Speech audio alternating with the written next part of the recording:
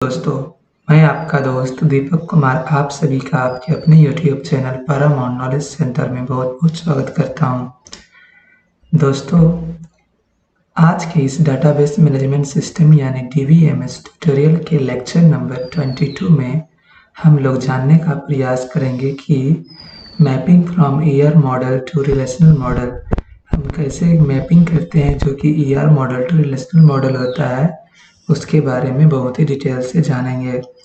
लेकिन दोस्तों, इसको जानने से पहले मैं आप सबसे एक रिक्वेस्ट करना चाहूँगा कि अगर आप भी चाहते हैं कि हमारे हर एक वीडियो की नोटिफिकेशन आपको मिलती रहे, तो इसके लिए आपको हमारे YouTube channel Paramount Knowledge centre को सब्सक्राइब करना होगा। अगर अभी तक आपने हमारे चैनल को सब्सक्राइब नहीं किया है तो नीचे दिए गए सब्सक्राइब बटन पर क्लिक करके हमारे चैनल को सब्सक्राइब कर दीजिए और अपने हिसाब से नोटिफिकेशन बेल को एडजस्ट कर लीजिए। दोस्तों, अगर आप हमसे सोशल मीडिया से जुड़ना चाहते हैं तो हमारे डिस्क्रिप्शन बॉक्स में दिए गए हमारे सोशल आईडी से आप जुड़ सकते हैं, जहां पर कि आपको हर एक वीडियो के अपडेट प्राप्त हो जाएंगे और आप हमारे व्हाट्सएप ग्रुप में जुड़कर वहां से इस वीडियो के पीडीएफ डाउनलोड कर सकते हैं। तो चलिए दोस्तों, अब आगे जानते हैं mapping from ER model to relational model के बारे में। तो पहले ईआर मॉडल क्या होता है और रिलेशनल मॉडल क्या होता है इसको जानेंगे, तब मैपिंग जानेंगे कि इस दोनों में मैपिंग कैसे करेंगे। तो चलिए पहले ईआर मॉडल के बारे में जानने का प्रयास करते हैं, ये क्या होता है।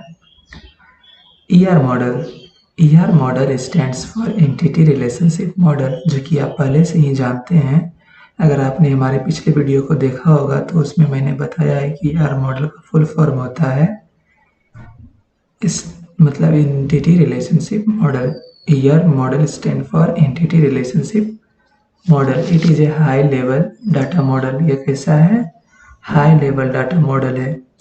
This model is used to define the data element and relationship for a specified system. Means किसी specified system के लिए data element and relationship कैसा? Means this model is used to define the data element and relationship.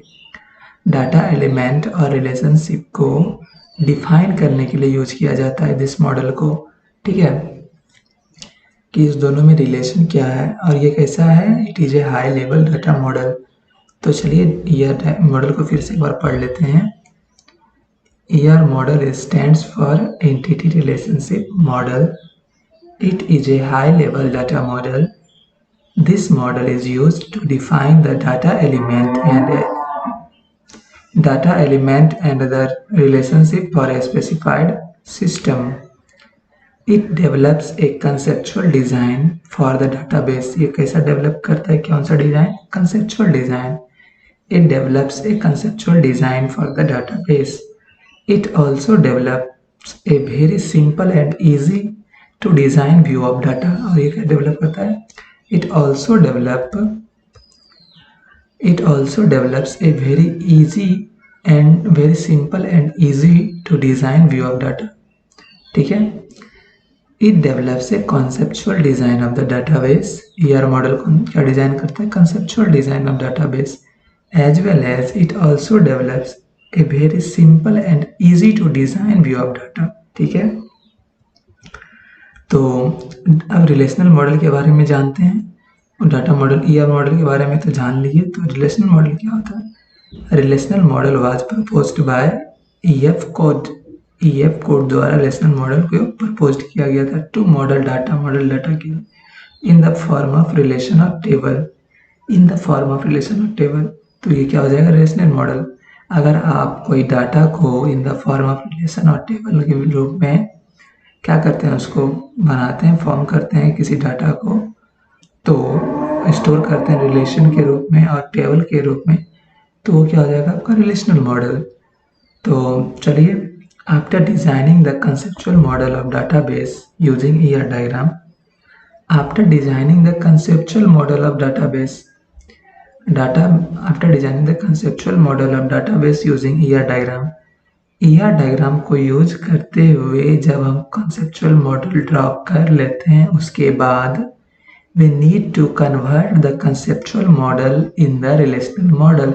उसके बाद हमको क्या ज़रूरत पड़ता है, उस कंसेप्चुअल मॉडल को कन्वर्ट करने के लिए किसमें, रिलेशनल मॉडल में, which can be implemented using any RDMBS, और वो किसी भी रिलेशनल डाटाबेस मैनेजमेंट सिस्टम द्वारा क्या कर सकते हैं, इम्प्लीमेंट कर सकते हैं।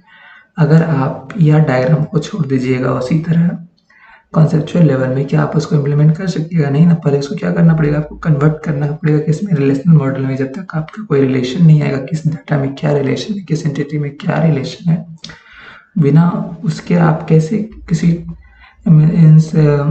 टेबल को आप स्टोर कीजिएगा डाटाबेस में। तो इसलिए कहता है कि उसको क्या कहा जाता है, इम्प्लीमेंटेड। इसको मतलब अगर पहले क्या किया जाता है, उसको we need to convert to, को जरूरत पड़ता है कन्वर्ट करने, the conceptual model in the relational model. जो आप कंसेप्चुअल मॉडल यानी कि ER डायग्राम बनाए हैं, उसको कन्वर्ट करना पड़ता है किसमें, रिलेशनल मॉडल में, which can be implemented using any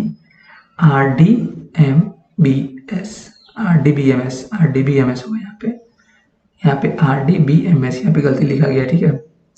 यहाँ पे तब हो जाएगा क्या, किसी भी आप रिलेशनल डाटाबेस मैनेजमेंट सिस्टम द्वारा आप क्या कर सकते हैं, उसको इम्प्लीमेंट कर सकते हैं, जैसे कि ऑरेकल हो गया, ऑरेकल SQL हो गया, और MySQL etc बहुत सारा है। तो इस दोनों, लेकिन ये क्या है ना, कॉमन ज़्यादा चलता है, प्रचलित में है।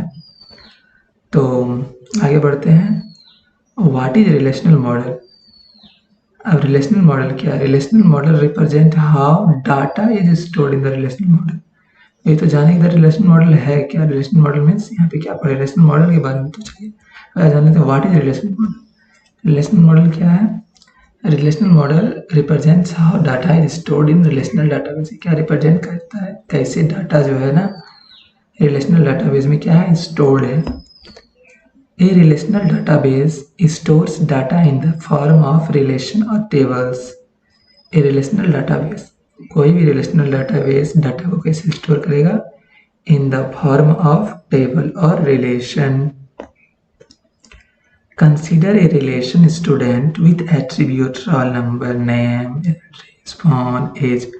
एक एग्जाम्पल है आपका कि consider a relation, एक relation is a student with attribute. इसका एट्रीब्यूट क्या क्या है, रोल नंबर है, नेम है, एड्रेस है, फोन है एंड एज है, ठीक है। तो यहाँ पे देखिए ये रिलेशन है, ये रिलेशन टेबल है ना आपका, ये रोल नंबर हो गया, नेम हो गया, एड्रेस हो गया, फोन नंबर हो गया, एज हो गया। तो उसी प्रकार ये रोल नंबर इसका 1 है, तो नाम क्या है, राम है, एड्रेस का है, दिल्ली में है, और इसका कुछ मोबाइल नंबर ये, फोन नंबर, एज इसका ये है। तो उसी प्रकार ये क्या हो गया आपका रिलेशनल मॉडल और रिलेशनल, आप बोल सकते हैं रिलेशनल टेबल, ये टेबल या रिलेशनल मॉडल है, ठीक है। In this video we will discuss how to convert the ER model to the relational model for different scenario.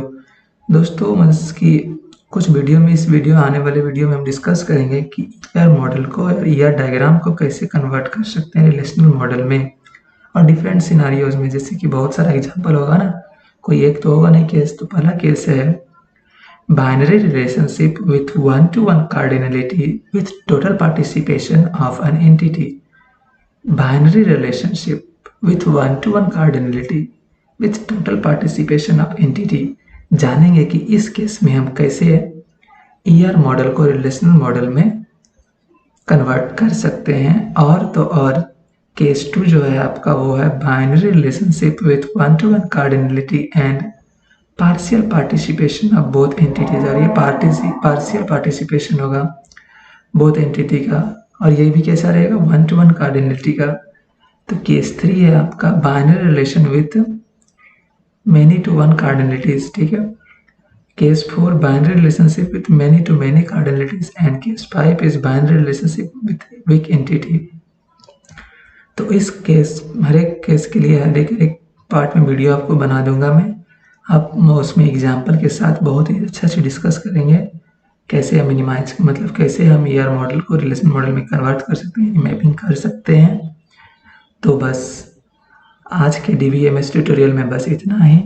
आशा करता हूँ कि ये वीडियो आपको पसंद आया होगा और आप अच्छी तरीक़ा से इसको समझ पाए होंगे। अगर इसमें आपको कहीं भी डाउट है तो उस डाउट को आप कमेंट बॉक्स में लिख सकते हैं। और तो और हम लोग नेक्स्ट लेक्चर में यानी लेक्चर नंबर 23 में पढ़ेंगे mapping from ER model to relational model, मतलब इसी को आगे बढ़ाएंगे और डिफरेंट सिनारियोज में जानेंगे। जैसे यहाँ पे था ना ये केसेस के बारे में, उसको डिस्कस करेंगे इन द नेक्स्ट वीडियो। दोस्तों थैंक्स फॉर वॉचिंग। अगर ये वीडियो आपको पसंद आया हो तो हमारे चैनल को सब्सक्राइब कर दीजिए ताकि इसी तरह का वीडियो आपको हमेशा मिलते रहेगा। अगर आपको कोई डाउट या आपका कोई फीडबैक है और कोई सजेशन आप हमको देना चाहते हैं तो उसको भी कमेंट बॉक्स में लिखकर हमको बता सकते हैं।